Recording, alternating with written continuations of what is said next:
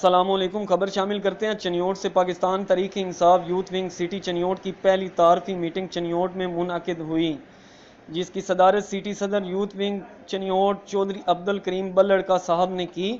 Meeting میں تمام عہدیداران نے شرکت کی۔ سٹی صدر یوتھ ونگ چنیوٹ چودھری عبدالکریم نے تمام عہدیداران کو ذمہ داریاں سونپ دیں اور شہر کے تمام وارڈ بشمول یونین کونسلز میں تنظیم سازی کی ہدایت کی۔ سٹی صدر یوتھ ونگ چنیوٹ نے تمام عہدیداران کو مبارکباد پیش کی اور ہر عہدیداران کو اس کے وارڈ میں تنظیم سازی کرنے کے لیے فائل دیں اور اسے جلد از جلد مکمل کرنے کی ہدایات دیں۔